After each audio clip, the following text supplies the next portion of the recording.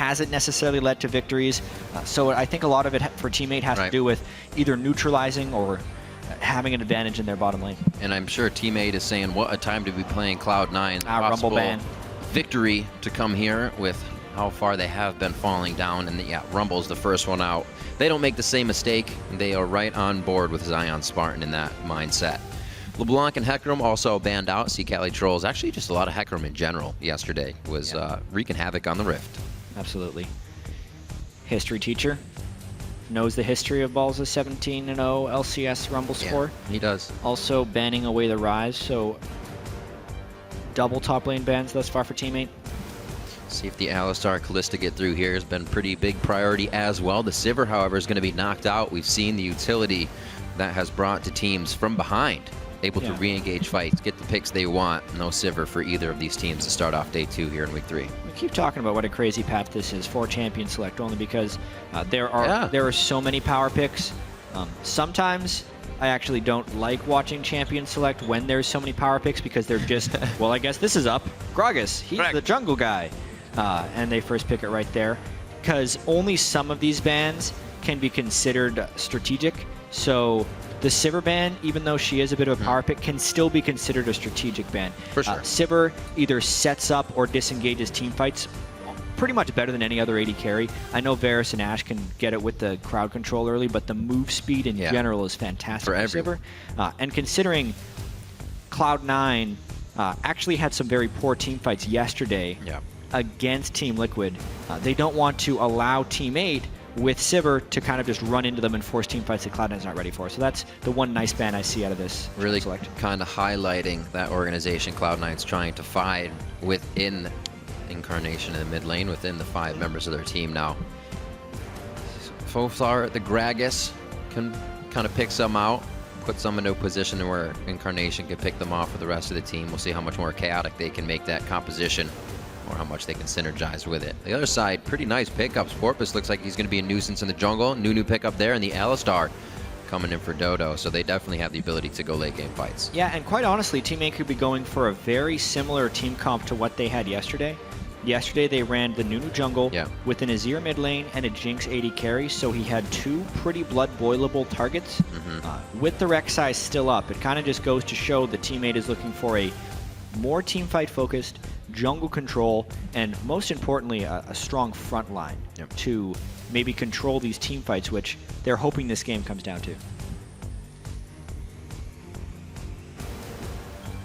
Yeah, the Alistar has also been huge throughout this entire young summer split, pretty much across all regions.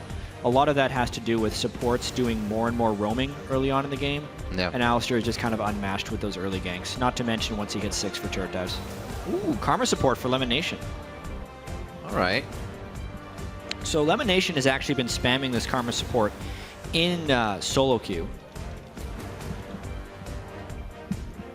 While doing who played it. I was trying to draw in my brain as why I'm silent who played it recently in another region, but I can't remember. Maokai also picked up. It definitely happened, though. It did. I guarantee that. I know they didn't get the win on it, but we'll pass over that for now. Going to be an interesting bottom lane for this. LemonNation likes to be a nuisance. If that Karma is not Incarnations, then he's going to be able to go into the jungle, pretty much provide a lot of damage if they try to get that lane swap in from what he likes to do and likes to be the nuisance of his own. Bard's still up on the other side as well here, seeing Team8 put the composition together. Will Dodo play that? But where would Alistar go, guys? Where would Alistar go? Where would he go? Come on. I'm sorry. In the jungle. It's time for top lane Alistar. Bring it back. This just in. He can now punch people after his auto attack. He actually can't, so he's definitely a support. Looks like we're probably seeing another Smite TP Fizz in the top lane.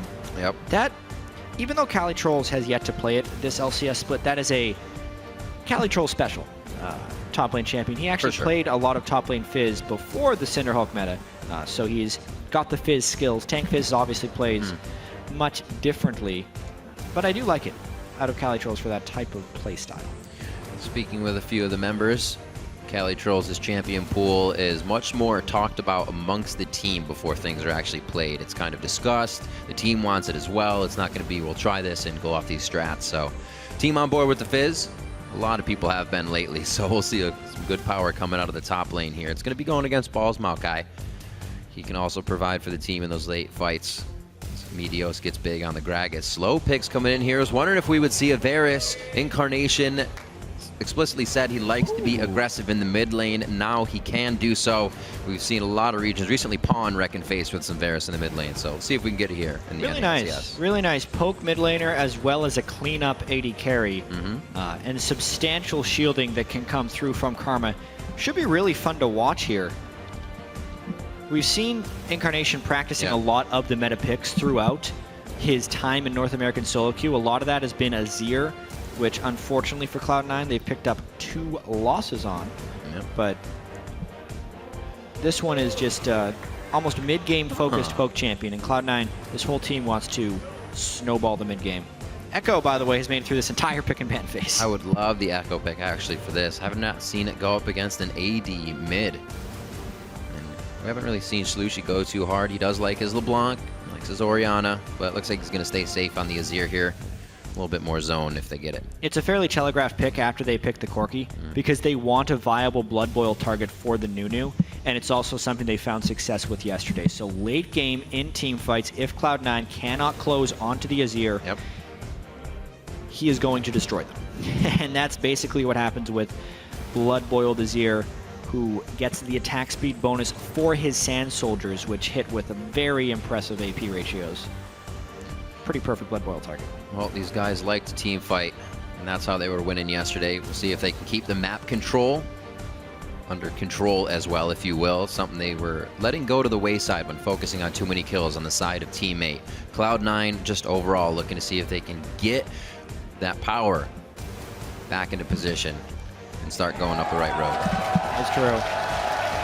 I really like the Cloud9 team composition as well right here. It just seems like a nice balance of tank line with some successful support for them, especially if it's a tank Fizz diving into that back line. The Karma shields will be pretty immense to try and keep them alive. Just keep it in the mind, let some Varus Qs go out, get some pokes, lower health, kill the enemy team. Hopefully they don't get dived on too hard with teammates engaged in this one. Now you've got to look at the comps. Head over to Twitter and send hashtag C9win or hashtag T8win to @LOLesports, and we'll be tallying those up throughout the game already into week 3. The summer split's going. This year itself has gone by so fast, and we've already had an amazing amount of action, and it's only going to continue all the way up till another week 9. Right now, we're going to get onto the Rift. Cloud9 versus Team 8. Cloud9 looking to stop the losing streak. Team 8 looking to get another win here.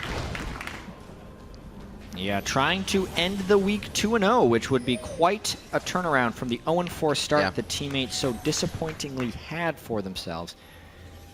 Neither of these teams have had much joy in this split, though. It's going to be difficult. Both found a struggling win, if you will. Cloud9's came after TSM was pretty much mashing them into the ground, and then they were able to pick themselves back up. Teammates, they had to really fight, and even had a few mistakes where Nien would get caught out in the middle of the game, and they'd have to fight back to get their lead. So something that keeps happening for Cloud9 is they are actually falling fairly far behind in the first 15 minutes or so of the game. I mean, even against Team Liquid, by the time 17 minutes rolled around, they were down 3,500 gold. From there, they were actually able to claw their way back to about a 500 gold deficit, and then they lost in the team fights. But that's not very characteristic to when Cloud9 was dominant, where just by sheer mechanical skill and laning, they'd usually have an advantage on opponents, and that's what snowballed into team fights. But when you have the disadvantages, snowballing into team fights just takes you out of the game. You just saw Meteos going wherever he wanted, doing this and that. Like you said, because the lanes were winning, everything seemed so much easier. Boom! Third shot. Just being a bit of a bully. CaliTrolz should be able to come back to the lane just fine. Yeah, trying to delay his recall as long as possible because they're expecting some type of double jungle start from CaliTrolz, and they want to make it so he cannot make it there. However, this is really interesting, actually, because Teammate's been able to make it into this side of the jungle, not necessarily spotted. It is a suspected invade. But at the moment, Teammate's going to be able to get this red fairly cleanly. Do it right quick. No ward to see Dodo or Nien on the way out here. Be a little bit of cat and mouse, but he just makes it away. Meteos is going to find just a little guy. Yep. Interesting start. Yeah, see how far Porpoise can actually get with this. Porpoise is going to regret not taking that little guy because there's about a quarter of the experience of the entire camp in just one of those small camps. So he ended up handing out over that experience to Meteos at not much cost. And Meteos will still be able to get his blue buff, which is the main buff that matters early game for Gragas. So buff-wise, technically, teammate can come out ahead. But experience and gold-wise, it actually doesn't help them very much. Balls did make it to the top lane first, so he starts to clear a bit here. Should have a lead with Wolves under his belt in that experience as well. As Incarnation starts to take a bit of aggression here from the mid lane. We'll see how he fares in this one. Like I said, he himself said he wants to be able to be aggressive. But that hasn't really helped the team in the early game. He actually shies away from the aggression every so often. Doesn't want to be the guy to fail. That's a big stress to have on your shoulders. Yeah. There's a lot of stress on a lot of these guys, especially with the early struggles that they're having. You hear Meteos talk about being behind when High was on the team. It didn't feel like they were behind. They always knew what to do. Now it's kind of a moment where they're stuck, and the decisions they make may not be the right ones. Yeah, all this stuff takes time Yeah. For them to eventually improve. But right now we actually get to see Meteos knowing he's going to have a level edge on Porpoise because of the way the early buff started, trying to get in a little bit of harass. Maybe even would love get that himself a red buff. But in order for this to happen, either Incarnation or Balls has to be able to shove up the lane and then make the rotation down. Otherwise, it's far too risky of an invade. He's got a shove onto Cali, but it doesn't look like it's going to be enough. Not close enough to the turret here, and no response from Incarnation as these two are pretty much neck and neck in the mid lane. So not going to be able to get his red. Porpoise is going to be able to 3 this one. Start it off. We haven't seen too many teams really be able to work this early game advantage. Yeah. Kind of just falls to the wayside, and the opposing team will figure out a way to get a fight back in their favor. Ooh.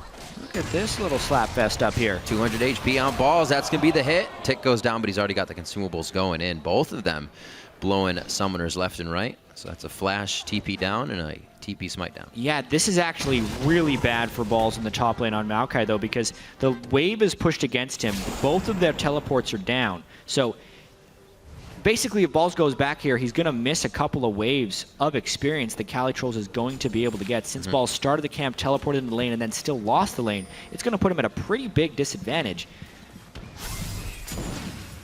Yeah, CaliTrolz is just successfully freezing that lane up there.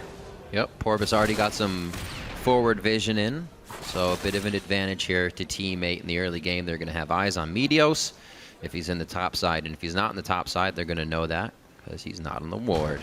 I do want to spend a small amount of time to talk about the new Karma, though, because in the 5.10 patch, Karma was changed a little bit to be less of a mid laner and more of a support. So, for instance, her E, the shield she puts on, when she mantras it, it used to be this explosion of damage. Now it's just a much more powerful shield when you do that mantra. So, at max rank, it's actually a 410 base shield before the AP ratio is put into account, which is massive, but of course won't do any damage. And in this rare case, if you mantra your root, you can root someone for over 3 seconds, which will be very rare because the shield is so powerful. So look at this. Meteos level 4, and he got 3 buffed over the level 3 of Porpoise so far, so doing what he needs to. Yeah, and we've actually seen 2 3 buffs this week that haven't necessarily panned out for the team. Yesterday, the CLG game against Gravity, there was a successful 3 buff, but because the buffs themselves were over-prioritized and the small camps themselves weren't being cleared, in the CLG vs Gravity game, for instance, by the time they had a 4v4 skirmish, there was a level advantage for all 4 members of CLG over Gravity because of the 3 buff. And this is another thing. Porpoise only taking the buffs, not clearing the small camps nearly as well as Meteos, leading to a level disadvantage and ultimately not an actual advantage from getting the buffs early. Trying to get the wards in. He obviously won't find anything on the top side of this, or I should say the bottom side of this map. You would figure that as he just saw Meteos on his side of the jungle, but bot lane gets a little love as there's a 1v1 in the mid lane, down to 200 HP. Hail of Arrows goes out, doesn't have enough for a piercing arrow, and it probably would have needed 2 autos on the end of that one. He puts himself a little too deep. Incarnation goes for that aggression, but it's not going to be enough for Porpoise either. Oh, the slap fights. Yeah, There was a lot of patience being displayed by both of those mid laners. Notice how they both have both of their defensive summoners. Flash heal and flash barrier. They just knew there wasn't legitimate kill threat from either the Nunu or the Varus themselves. Smart of them to hold on to their summoners. Just a big game of chicken, basically, trying to burn a summoner that both those guys were playing. They held it. I think they pretty much ran face-to-face into each other on that one. We'll see who wins on the next one. A great game of chicken indeed. Meteos to clear Raptors. We'll see here where he heads with this. Get some clearing on the map as well. Already's used the sweeper once, so Sneaky gets bounced off his rocket. That's too bad for Sneaky, actually. Mainly in the Jinx versus Corki matchup, you have different item timings. The Corki wants to start rushing his Trinity Force components, whereas the Jinx wants to rush a BF Sword. Sneaky had the BF Sword, and that recall is going to delay it. But now we have a dive onto balls. Missed the fish. Whether he's on Rumble or not, it's definitely very hard to dive this guy in the top lane. He's able to get out. Good twisted advance at the right time, saving some HP. Getting his rear out safe. Yeah, even if the fish landed, level 4 Nunu with a Sightstone coming in to assist that gank really isn't much. But nonetheless, it goes to show CaliTrolz did have the edge in that lane. Maybe forfeit a little bit of it early on. What's interesting is he has the TP Smite, but he is foregoing an early Cinderhulk completely. Going straight into Trinity Force Fizz. That's a good point. That's fun. Oh! Sands, Emperor's Divide does not get the range on Incarnation. It would have put him right in the turret range, and that is an error from Slooshi and a first blood for Incarnation. Yeah, that Emperor's Divide's a tricky skill right there. Slooshi thought he was in range to knock him back. It looked like he was going to be in range to knock him back. But ultimately, when he all-in like that, did not land the ultimate. It just kind of set up an easy kill for Incarnation. There it is. Incarnation smiling with the Faker and the Pawns of the world, playing Varus in the mid lane. Get it! A smiteless invade for the blue buff steal. Meteos actually punishing Porpoise pretty heavily. Gragas versus Nunu this game. He got angry. Usually it's the other way around. Usually Nunu's having his way with your jungle. You took my red buff. Coming at you. You took my red buff. I'm taking everything you ever owned. Scuttles as well, owned by Meteos in the mid lane. Meteos Industries taking over. 9 minutes on the clock, and it looks like a good lead. You were talking about Sneaky wanting to back. It's because he has a 20 CS lead. At that point, he was already 1,800 gold. And he even put it up to a few more CS. And instead of boots, he went for the pickaxe too. So they're going to win just about any trade in that bot lane. Yeah. Very nice. Nien's sitting on 2,200 gold. Ultimately, I imagine he's waiting for a Sheen and a Phage, which... No, he's going back right now. Wanted to go back. So close. The timing itself, as far as Miss Minions, won't be bad, but yeah, he just... Nien's considering. He had the Phage, and he's like, nope, I want the Sheen. Sheen and the Health Crystal? Yeah. That makes the most sense. Yeah. For immediate damage in the lane. But don't you just want to buy the Mana Crystal and the ability to... He wanted both of them. Why not? But he didn't have enough money. Oh, that buy hurts. That's good, though. His works out. He definitely went for the damage and the Phage. I like it. 85 to 15% here. Teammate really working against the vote as much as they can. More forward pushing here by Teammate. They want to slow down Meteos just a little bit. He's been making things way too easy for the rest of the lanes. Hey. This may be the point they get it here. He's going to body slam out, chum the waters. Slooshi can't get into range for any more than just sand soldier damage. Easy to say. Just miss. Limited ward coverage right there, which kind of led to CaliTrolz being able to roam down to that bottom lane without being called at all by the top lane. Ends up costing Meteos both his flash and his body slam. Will curb the aggression early on in this match. And we still need to talk about the team comp. So Teammate is actually looking to split here, going into the mid or late game. Slooshi obviously giving up the solo kill kind of really hurts that, because if Varus can get the mid-game snowball going before people have a lot of armor, the poke and siege potential of that is massive, especially when they have Karma's giant Mantrid shield for disengage in the mid-game. So Cloud9 is actually kind of on pace for a good mid-game snowball here with the way their lanes are going. Ball's been getting beat on a little bit, but hasn't suffered a casualty. Meteos ahead of Nunu to kind of helpfully deny the vision control. Most importantly, this Varus poke is going to be brutal. Yeah, by this time when Boss was playing Fizz against Liquid, they already had a few kills on him. Much more aggressive. And they tried once, but with the Maokai, he was able to stay alive under the turret and really thwart the attempt from Teammate. So they are still trying, just not coming up with anything in the end. hopefully the team fights we were talking about for Teammate are really start stacking that money in their pockets. Just about 2K gold behind right now. Dragon hasn't really been a thought on either of their teams, and small trades here by Teammate in the bottom lane as they try to get the win. Yeah, you could see though LemonNation popping the Inspire shield on. Yeah. Right as Alistar comes in, so Sneaky's saying relatively safe. I'm surprised Nien still that CS advantage too. Yeah, I'm surprised Nien is this far behind on his Corki. Nien's the guy who was in mid on Corki, the guy who's been AD on Corki. That's one of his champions, so they're giving him a very difficult lane if that's the way it's going. It's what's been happening with Nien in the LCS though. When he hasn't been in a lane swap scenario, he's been down. That's, yeah, the lane swap. On average, at least 7.5 CS at 10. This game even more. Sneaky and LemonNation have kind of been the strong point of Cloud9. Yet teams that have beaten Cloud9 have put a lot of pressure onto that bottom lane. Porpoise, because he's been so shut out this game on Nunu, hasn't really applied any ganks. Nunu himself doesn't really apply many ganks. He's more about shutting down the other jungler. So thus far, like the Nunu purpose from Porpoise has been not that impressive. Yeah. But Dragon, that was very close. Oh. Everyone is ready for the steal. I thought it actually took it at first. Yeah, somehow Porpoise did Nien got it. Smite at the right time. So something happened there. Oh man, that too.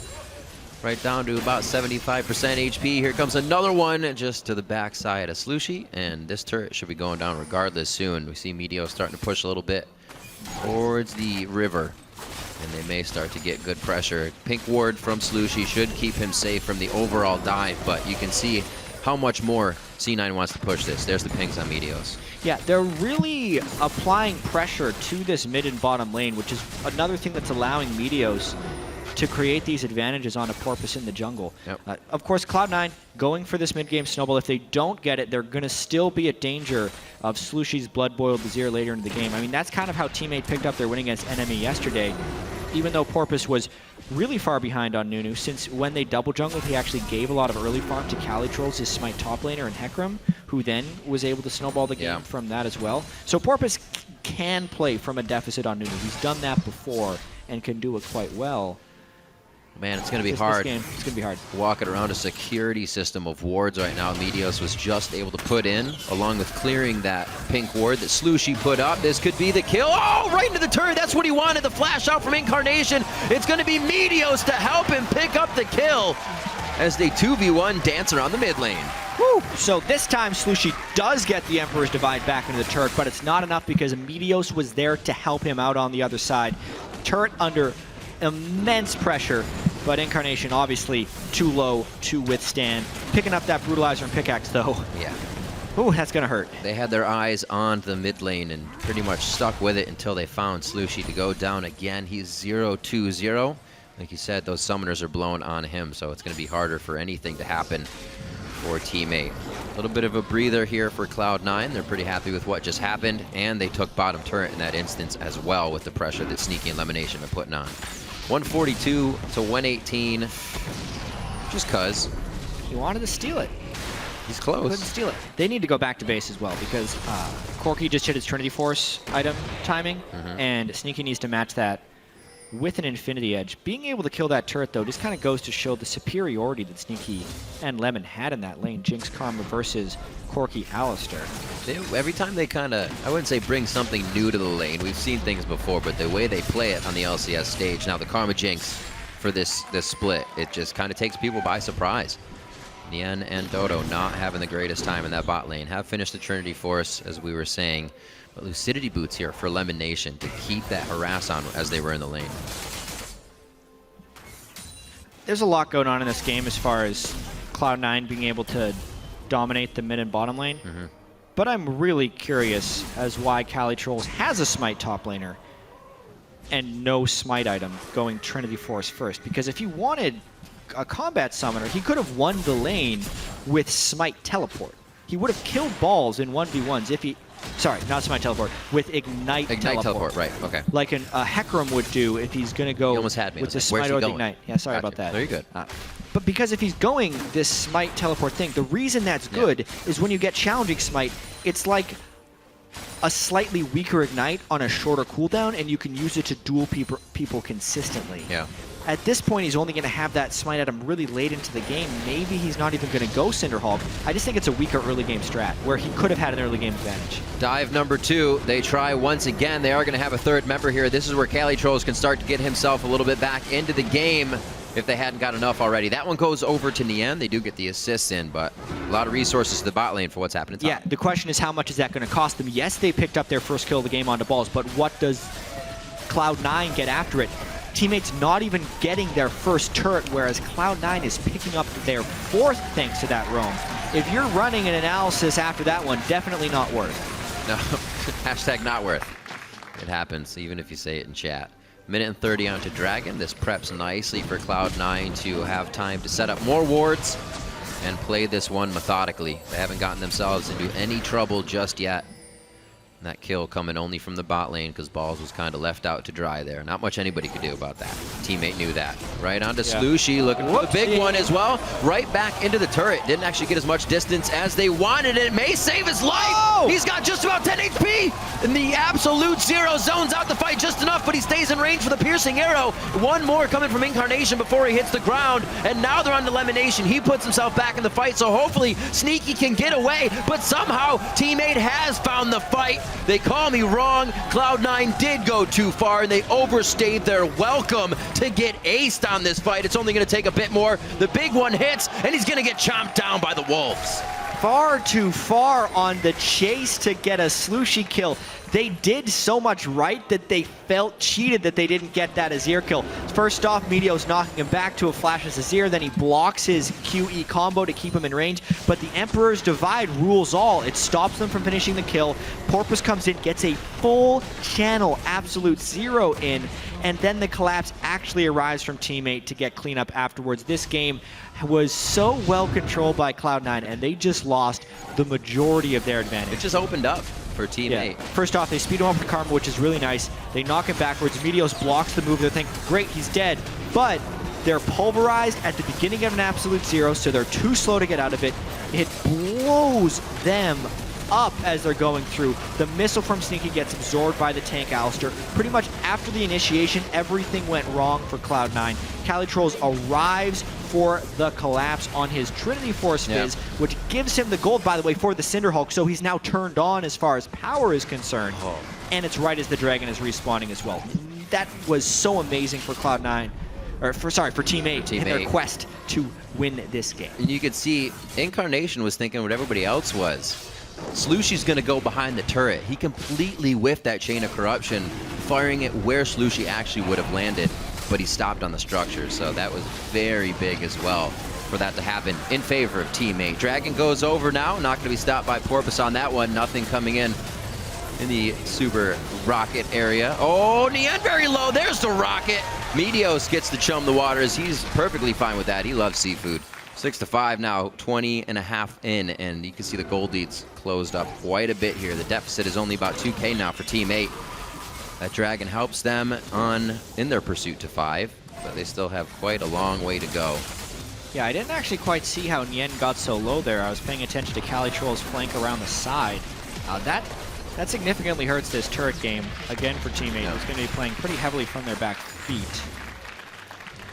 CaliTrolz trying to get that split push going as well, though. It's good to see C9 not afraid to just get back out on the Rift and start going hard. They knew they had pretty much the bigger lead in the game, and they once again use it. Take a turret, pressure Dragon. Unfortunately, they couldn't get it. It's a strange thing. Cloud9 had such a huge lead coming into earlier fights. Yeah. Now we're going to get to see how people were actually low here. Nien gets popped by one Varus arrow coming through. Then he gets hit by more Varus stuff. Then another Varus thing. Literally, that was Incarnation hitting him with 3 poke spells, and then the finisher from Sneaky. Kind of goes to show the threat of the Varus poke once he's got that CDR coming through. Also the focus of Incarnation in that instance. Yeah, for sure. Just getting crushed down. He's like, still got to hit backline. Ooh, a little scary there. This game really accelerating in pace. Sneaky heads back to the turret. LemonNation maybe to offer him some help with that Ardent Sensor he's now built up. Ooh. First item after Sightstone. Ardent Sensor Karma. Obviously, Ardent Sensor was changed recently. it now applies a 30 magic damage on hit effect for 6 seconds to anyone you heal or shield, which, by the way, if he's doing AoE shields for both of his AD carries, can be pretty impressive damage-wise. Cloud9 kind of still in control because of the 5 turret lead, but they have to make sure that they don't overcommit. Because if this does get to late game, the blood-boiled Azir, despite being 0-3, because he will still have his items, he's doing significant damage, can still destroy them. Looks like they're pretty good on waves. CaliTrolz about to push the bottom one. Actually, they're getting, I should say, pushed in on waves. Looking at it again. Nien and Dodo in the top lane have good control over that. C9 is going to say, group in the mid lane. What can we get out of this? Protect Incarnation, protect Sneaky. We should be able to come out clean on these fights. They actually aren't too pressured. Teammates just going to want to... Okay, so now they're coming in. I thought Nien was backing, and they start to come back over here. Interesting. They're just kind of waffling about right now. Well, this is the game that Teammate's going to be playing. It's a split push game to try and prevent the 5-man siege from Cloud9. Right. CaliTrolz is at a point working with his 202 Fizz, Trinity Force Cinderhulk against Balls' Maokai, where CaliTrolz will win that fight. So yeah, Cloud9 cannot 1-for-1 that split push, meaning they have to do these kind of creative rotations. We're not starting that ward thing again. Never in a million years. Anyway, where CaliTrolz is drawing a lot of attention up from Cloud9, and Cloud9 needs to get all the way shoving without a split pusher in order to actually create one of these siege situations. Thinking they had a quick engage. Looks like it was called off there. Maybe just safety for warding. And no, it is going to be a bit of an engage up onto Balls here. The team starts to collapse. They don't have CaliTrolz, but the teleport is up. And he will throw that down already. He's going to be right in the midst of the fight on this. Stops the TP. He's going to start walking up. They may not feel like they could win this fight right off the bat. Yeah, CaliTrolz is now so far away. It's full retreat mode for Team 8. Oh, twisted advance on in the end. Is the Valkyrie still there? He is actually stuck. There's the lockdown from LemonNation on the tether as well. The double kill for Sneaky. Things are just going wrong now for Team 8 as C9 starts to put the heat on. Team 8 trying to exploit the wave clear of Cloud9. It almost looked like they caught Balls out of position, but the speed shields from Karma really reigning supreme. There's a nice knockback. Hardly any damage to Meteos. Slooshi was trying to get some pokes in, but he just gets shredded down himself. That's a triple kill overall for Sneaky. Two more. He's got the inside the park pentakill. That's a game-changing event right now. CaliTrolz still with no teleport, trying to push the mid lane. There's too long on the death timers. No one to wave clear for Team 8. This is probably an inhibitor down. Wow, that teleport not coming through, completely affecting the fight, now costing an inhibitor. Cali trying to make up for it. He is going for broke on these inhibitors in the mid lane and might actually be able to get that turret down for his team here. He does have the Sheen proc to go with it. Yeah, Trinity Force Fizz, an okay turret killer. Trying to proc the Trinity Force, but unfortunately when he Qs through a minion, that consumes the Trinity Force proc, so unless he's burning his Playful Trickster for another Triforce proc, he's not hitting the turret any harder. The attack speed, though, doing a little bit of work, unable to finish the whole turret. If he would have burned his Playful Trickster, he might have gotten it. Took a little bit of damage, burned it over the wall. I'm perplexed. Perplexed as to what just happened. I feel like he knows something we don't. Well, he wanted it to escape. He is a tricky one. Oh, Incarnation. Love it. So he has got himself now Yomu's on top of the Last Whisper. A little bit of the old Legolas build for him. Those Lucidity boots to continuously throw out the piercing arrows. 20 seconds on to Dragon before we get a little bit of that fight. Oh! Got him. Chain of Corruption does hit. Nien got the cast for Valkyrie off. It only gave him a little bit of distance, but he still goes down. That's 2 members for Team 8 now lying on the ground. Incarnation trying to kite out of this one, but he gets trampled down by Dodo eventually, and they are going to be able to close in on this. We see that Sneaky got a kill on the top side there.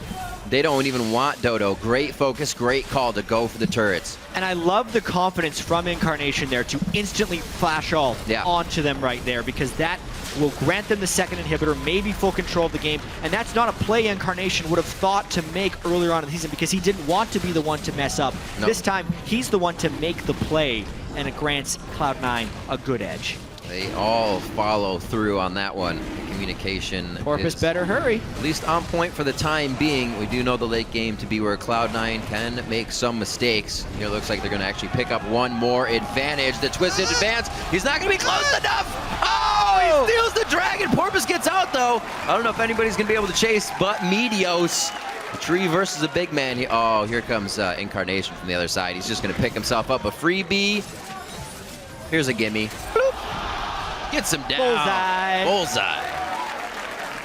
Right in the hole. Yeah. Nice. Porpoise was up the Sinks creek that without a one down. paddle right there, trying to get the Dragon Steel. Anyway, let's watch this fight. So they already lance a poke onto Nien.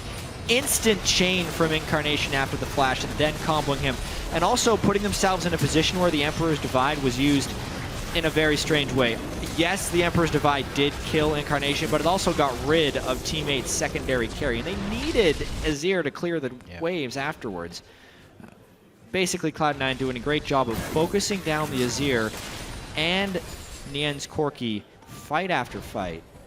But mainly it's Cloud9's aggression this game, specifically Incarnation's willingness to be an initiator on the mid laner, which is, it's a factor that Cloud9 has been so used to playing with, having a mid laner who's willing to initiate, and it kind of needs to be there for Cloud9 to succeed, I feel like. And it looks really good with them 5K. Oh, ball. Nope, Meteos, look out. Balls does go in onto Porpoise. It's a very kind of tempered fight here. No, Dodo, however, in from the backside, really heats things up. LemonNation goes down immediately. No more shields from him. Slooshi gets taken out, so he cannot help control the zone now. CaliTrolz still has a good amount of damage, but Sneaky has the peel. He has the kite. He has the quadra kill. 17-9. Cloud9 going for the last of the base. Great positioning, that fight by Sneaky in particular. The rest of the fight was a whole bit of chaos. It looked like Meteos was trying to body slam to finish off the Raptors, but he killed them all, so his body slam took him right through the camp. Or it was all a brilliant plan for Cloud9 to get an ace and try and push in to end the game. Sneaky, the ruse of ruses. Kills it quick. Porpoise doing what he can, get a nice blast onto Sneaky, try and slow down that attack speed, but it's not going to help too much. You can still see he has an ample amount of damage. One Nexus turret goes down. Minions pouring in the base of Team 8 here as Cloud9 get a huge win on that fight. Yeah, I want to see the start of that fight again. That was an interesting one right there. If anything, it was an opportunity for Team 8 to try and come back into the game because Slooshi wasn't immediately focused. They had good initial hits, but the long fight just went to Cloud9. Yeah. The double threat. Let's see it again. Yeah, so watch this. Meteos, he like smite barrels. Yeah, like he didn't even body slam into a person. If anything, he was going to go into a Nunu. Anyway, the Absolute Zero zones out for a little bit, and Dodo comes around with a pretty nice flank. Slooshi then goes over the wall. He got off a tremendous spike there, but because Sneaky was positioned up top with his miniguns, not only can he solo out Nien, he can then turn his attention to the rest of the team. Heals to get the extra boost speed after getting excited. Some crit rockets come in at some pretty opportune moments, and he just crushed them all. Because Incarnation got wiped out right at the start of that fight. Been a few times where they can take or lose him and then keep going in the fight. Chain of Corruptions hit Callies. There's the zap as well, so they have full vision. Piercing arrow just off on the side. Shurima's legacy is going to give a little bit of room to Team 8, but not Slooshi. He is invaded completely by that zap. Right onto CaliTrolz. Arcane Smash takes him down as well, and Cloud9 is not stopping. Anything that's in front of them is getting taken down right now. Only one Nexus turret remaining. The Azir wave clear is gone. Nien trying desperately to spam rockets. I don't think it's going to be enough. Not long for this world is that Nexus of teammates. 19-9 as Cloud9 come out with a pretty confident win here. It looks strong throughout. Meteos holding down his own jungle after being hit in the early game, and everybody came up for the victory. 21-9, 31 minutes in. Cloud9 take down Team 8. Cloud9 now in 8, and Team 8 now in 9 after this one. So not everything goes according to the script. Cloud9, of course, though, they're used to being first or second, so this win very important in their quest to get back into the top of the standings. Incarnation played much more aggressively this game. Cloud9 did not fall behind early, which is incredibly critical. They had that one pretty big misstep in the mid game, but then quickly recovered, which does fall down to the shot calling as well as the team synergy to not turn on themselves afterwards. And of course, probably Sneaky's best game so far this year, 10-1-7 on that Jinx. Oh, pretty crazy on that Jinx. Now, you know, the question we look at, Cloud9, they do great in these games where they're ahead. They can continue to make the calls. A mistake here was fixed, but is that fully from behind going to be there for them? Can they call from 5K behind and bring themselves back into the game? We still got to look for that Cloud9 against the top tier teams in the league. Yeah, looking at Porpoise on the other side as well. Nunu fell behind very early to Meteos. Yeah. Who we see here on the screen with his Gragas. Man, still knows how to jungle. There's no question about that. Even putting more of the shot calling aspect onto his shoulders, jungling is still the fundamental thing for him, and he doesn't have a problem with it. Yeah, and as a team, Cloud9 really ripped Slooshi apart on his Azir. Slooshi had one good Azir game yesterday, but he was just dead at the start of so many fights. 7 deaths, clearly the focus of this Cloud9 team. LemonNation breaking out the Karma support to much success. Just a much better game for Cloud9 across the board. Yep, they got what they wanted in the lanes. We were talking a little bit about how we always see Teammate and Nien trying to go for the lane swap, and the Karma Jinx continued to punish them. That was pushed. Incarnation was pushed in the mid lane, giving Meteos the chance to get back in. Definitely a very big team effort here from everyone on Cloud9. And for Balls to thwart the few ganks that he did get that attention, definitely hurt Teammate's chances of pushing themselves back early in the game. Yeah. Jack, the owner of Cloud9, hoping the team is back on track. Hoping indeed. It's a tough 4-game losing streak for Cloud9. That's not something Cloud9 has experienced as an organization.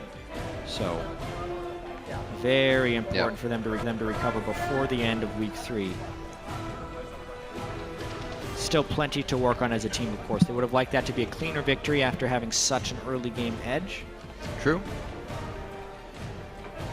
It's good to see, as you said, Incarnation going a bit more aggressive. It only means that he's shaking off the nerves. Things are feeling more comfortable with the team. In a sense, him messing up that play would have actually still been very stressful. You can just kind of think about the situation. So feeling that comfortable to be the guy saying, all right, I'm going to flash go, and everybody on board definitely means the team's feeling a lot more synergized in what they're doing here. And I think we'll get better interviews with them saying, actually, this is working now, and our shot calls are going well. Yeah, and things we have to remember is even though Incarnation has been playing the game for so very long and has been on top of the European solo queue ladder for years, it's not the same.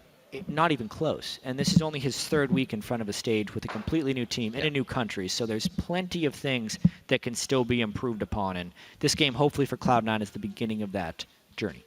Absolutely. And right now we're going to send it down to Kobe, who's side stage with Cloud9's AD carry.